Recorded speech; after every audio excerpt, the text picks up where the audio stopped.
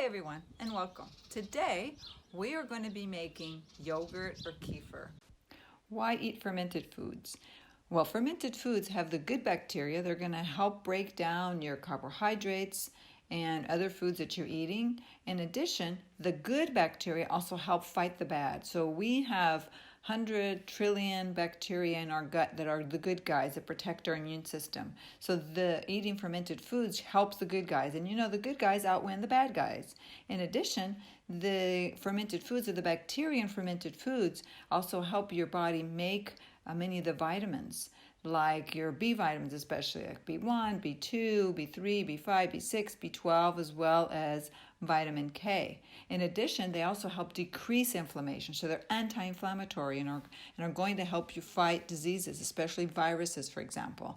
They can also help restore your gut health if you've been on antibiotics before. For today, we're going to work on making kefir as well as your yogurt, homemade and without any dairy. So it's going to be a dairy-free. I'm going to take you through the process. The starter can be a little bit different. You can use a probiotic as your starter. I particularly like using Lactobacillus plantarum. If your problem or if you have problems with histamine or oxalates, you can use any probiotic you like. My favorite starters, however, are the starters from Body Ecology.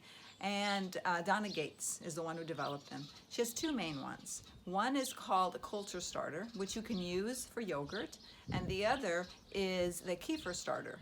Now, the culture starter can be used for yogurt, but it can also be used for fermenting vegetables, whereas the kefir is just for kefir. I'm going to show you how you can do it in a yogurt starter, or if you don't have a yogurt starter, you can just use a mason jar and then keep it warm for 12 to 14, 16 hours.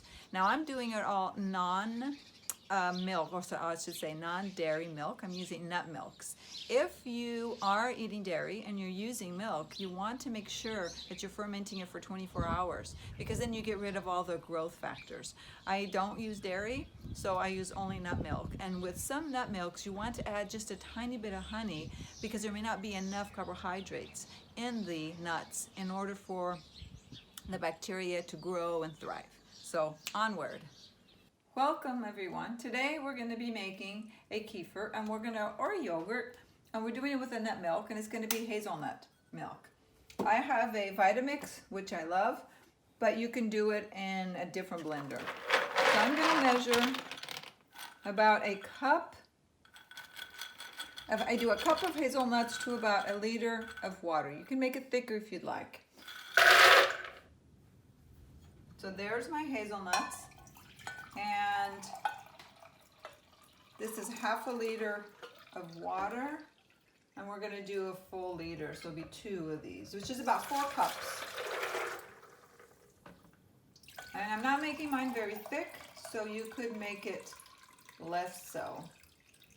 In other words, you can make it thicker. I'm not making mine very thick. Now, because hazelnuts don't have a lot of sugar, if you're going to then use it to make a kefir or yogurt, you may need to add a little bit of honey, but we'll get to that in just a few minutes.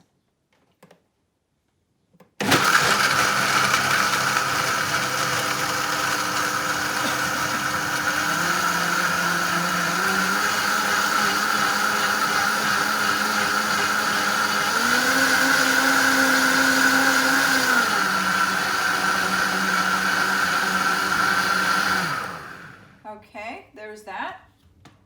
You can see the consistency is pretty much like a milk, but it's not very thick. You can do this 2 different ways. So I'm going to show you both ways, a yogurt and a kefir. So because hazelnut doesn't have a lot of sweetness, and you want to make sure that you have sufficient sort of sweetness for the bacteria to grow, I'm adding just a little bit of honey. And we'll mix it again. So add about a tablespoon of honey because it won't be sweet once the bacteria eat it up and basically use it for fermentation.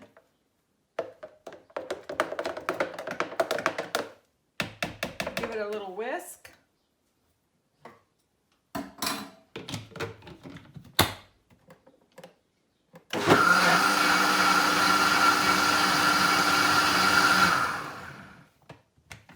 And then I'm going to add my probiotic. In this case, I'm using Visbiome, and we're going to do 1 packet. And I'm going to whisk it again, or blend it, I should say, because I want to make sure that it's evenly distributed.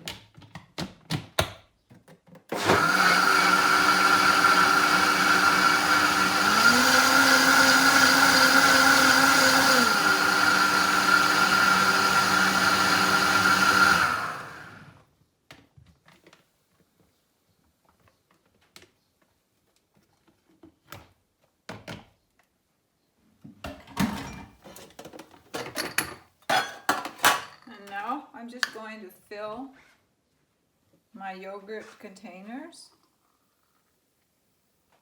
And I'll show you the other way to do this. So just fill your yogurt containers and then you leave it for at least 12 hours. In addition, there's another way that you can do it, which is more of a kefir. And for that, you can use a mason jar. I'm out of mason jars right now, so I'm just going to use a regular glass jar. And we're going to fill it up. And then you can either put it in a warm area, or what I like to do is take boil water and fill my cooler with the boiling water, empty it out so then it stays warm, and then put this in there. And I'll demonstrate in just a minute. So this is, I just put hot water in here. I'm going to empty it out. That's just to get it nice and warm. And then you take your kefir or your mixture, put it in there, close it, leave it for 12 hours. Welcome back. So now we've waited 16 hours and we have our yogurt. Sometimes it can come out a little bit liquid.